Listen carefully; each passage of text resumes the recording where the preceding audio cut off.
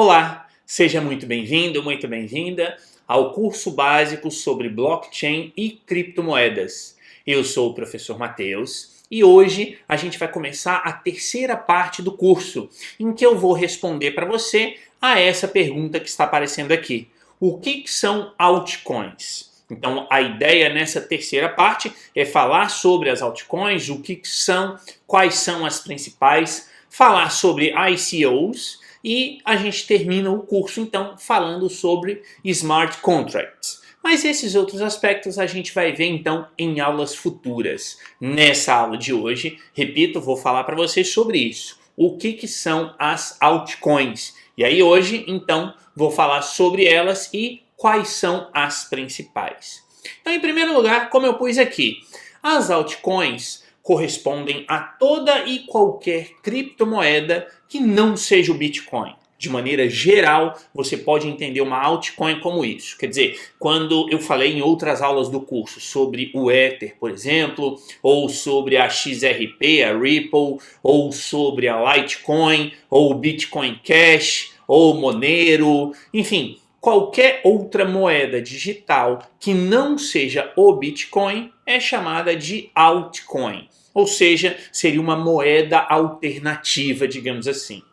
Como eu já expliquei em aulas anteriores, as criptomoedas surgiram lá com o Bitcoin em 2009 e a partir daí começaram a surgir várias outras criptomoedas, Por isso que eu coloquei aqui, qualquer outra criptomoeda exceto o Bitcoin vai ser chamada aí de altcoin, tá? Então, nesse sentido, o processo de compra e venda de uma altcoin é igual a do Bitcoin, como eu expliquei naquela aula sobre compra em exchange especificamente. Quer dizer, na verdade aqui existe a mineração, ou seja, várias altcoins podem ser mineradas, do mesmo jeito que eu expliquei na aula sobre mineração de Bitcoin. Se você ainda não assistiu a essa aula, dá uma olhadinha aqui no cartãozinho ou no link que eu coloco aqui na descrição, porque lá eu explico com todos os detalhes o que é a mineração e como se dá o processo de mineração. Então, essa é uma maneira de você obter aí altcoins.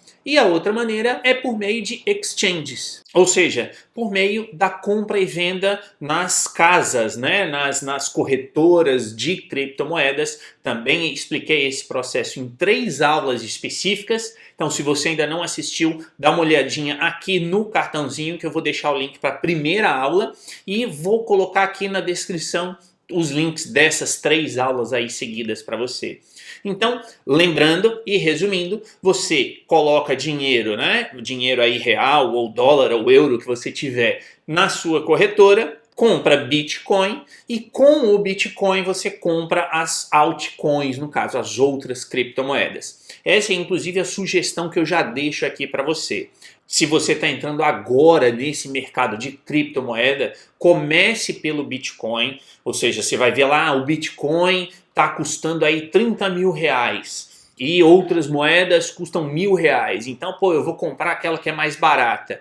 E aí tem um ponto que é o seguinte, ou seja, as criptomoedas, como existem inúmeras criptomoedas, não são todos os projetos que vão para frente. Ou seja, como existem inúmeras altcoins, não são todas elas que vão evoluir. Então, comece pelo Bitcoin, quer dizer, o Bitcoin é a principal moeda, é a que tem mais sustentabilidade, digamos assim. Está fazendo aí 10 anos, final desse ano, início do ano que vem, 2019, janeiro de 2019, faz aí literalmente 10 anos do seu lançamento oficial. Então, comece pelo Bitcoin e com o Bitcoin você compra outras criptomoedas. Não vá direto para as outras. É a mesma coisa, fazendo uma analogia, se você, por exemplo, tem um dinheiro, tem uma reserva e quer investir em moedas normais, moedas dos diferentes países do mundo. Quer dizer, qual é a primeira moeda ou qual é a moeda que você considera que é mais segura? Ou seja, é você comprar dólar e investir no dólar, esperando que daqui, sei lá, 1 mês, 2, 3, X meses, você tenha um ganho com o dólar, ou você vai comprar uma moeda, sei lá, da Venezuela, por exemplo, que é muito mais barato, do que o dólar no caso. Então, a lógica é a mesma, quer dizer, você vai comprar aquela moeda que é a moeda mais forte, a moeda mais segura, e no caso das criptomoedas seria então o Bitcoin, ok? Depois, outro ponto que eu coloquei, em princípio, qualquer pessoa pode criar uma moeda, uma altcoin, né, uma criptomoeda. Por quê? Porque lembre-se de que a criptomoeda é código, ou seja, é código de computador. Então, se você sabe programar, você que está aí me assistindo, você pode criar uma criptomoeda e lançar essa criptomoeda aí no mundo das moedas digitais. Como eu pus aqui, basta programar o código-fonte, distribuir esse código-fonte e fazer com que a comunidade que queira utilizar a sua altcoin cresça e se expanda, né? É assim que ela começará, então, a ter esse valor intrínseco a ela mesma. Quer dizer, em princípio, lembrando, né? Qualquer criptomoeda, seja o Bitcoin, sejam as altcoins, são código-fonte, ou seja, são códigos de computador.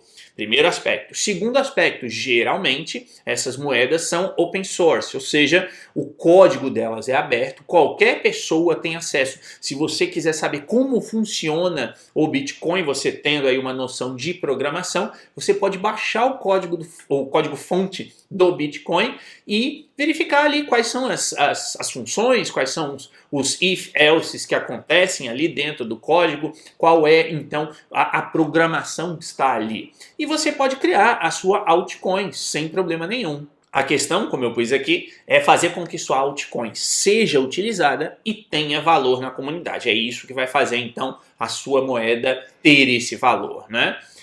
Outro ponto que eu quero destacar, que algumas das mais conhecidas altcoins vêm associadas a plataformas, enquanto outras funcionam como moeda digital propriamente ditas. Então lembre-se daquela distinção que eu fiz em aulas anteriores, tá aqui o cartãozinho e tá aqui também o link na descrição, em que eu falei sobre criptoativos de maneira geral. Então naquela aula eu falei sobre criptomoeda, depois eu falei sobre plataforma e depois falei sobre o criptotoken, ou seja, são coisas distintas. Então dê uma olhadinha nessa aula.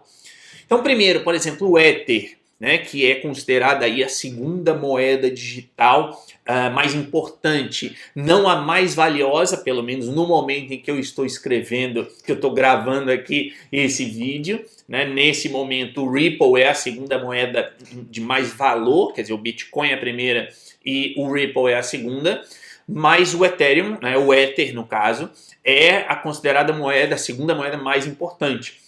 Só que o Ether, como eu pus aí, é uma criptomoeda que está vinculada à plataforma do Ethereum, né? Ou seja, é nessa plataforma, dentre outras, mas essa é a mais conhecida, essa é a principal, em que são rodados os smart contracts, que a gente vai falar daqui 3 aulas, tá? Depois do Ether, eu trago aqui a Ripple, que eu já citei, a XRP, né? Ou seja, uma criptomoeda vinculada à empresa Ripple, é uma empresa, então essa criptomoeda ela não é de código aberto, ou seja, ela não é pública, a blockchain da Ripple não é uma blockchain pública, é uma blockchain privada, tá? E ela é utilizada por bancos para realização de pagamentos entre fronteiras, entre países diferentes. Então, um exemplo, aqui na Europa, o Santander está utilizando essa tecnologia para fazer transações, não apenas transações internacionais, aqui no âmbito da União Europeia,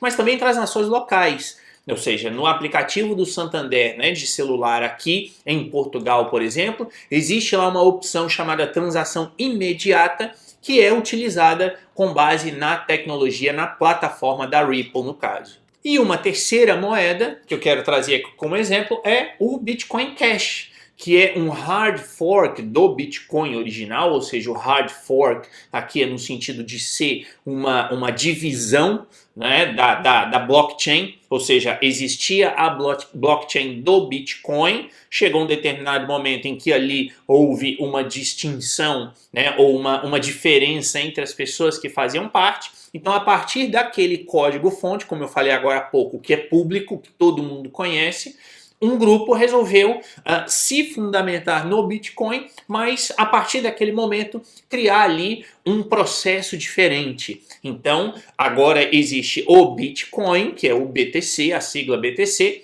e o Bitcoin Cash, que geralmente a sigla é BCH ou BCC, mas o nome completo é Bitcoin Cash. Tá? Então, houve esse hard fork e o Bitcoin, então, como eu pus aqui, é uma altcoin. E o objetivo do Bitcoin Cash é realizar transações com mais rapidez quando comparados com o Bitcoin. Tá? Então, esse foi o objetivo, né? Apesar do nome, aqui eu quero chamar muita atenção, apesar do nome Bitcoin Cash, é uma altcoin, não é o Bitcoin original. Outra é a Litecoin, que também surgiu do código-fonte do Bitcoin, já tem um certo tempo. Ou seja, de novo, existiu o Bitcoin, código-fonte aberto, open source, aí um outro grupo foi lá e falou, bom, eu vou pegar esse código aqui do Bitcoin e vou melhorá-lo, criando uma nova moeda. Foi o que aconteceu aqui com a Litecoin. E aí, como o próprio nome diz, o objetivo é que ela faça transações mais rápidas, né? O criador da Litecoin tinha esse objetivo. E por quê? Porque, conforme eu expliquei lá na questão da mineração e na questão da criação dos blocos em uma blockchain, no caso da blockchain do Bitcoin, cada bloco é criado a mais ou menos 10 minutos. E o objetivo dos criadores da Litecoin era fazer com que esse processo fosse mais rápido. Portanto, na Litecoin, na blockchain da Litecoin, cada bloco surge a cada 2 minutos e meio, em média.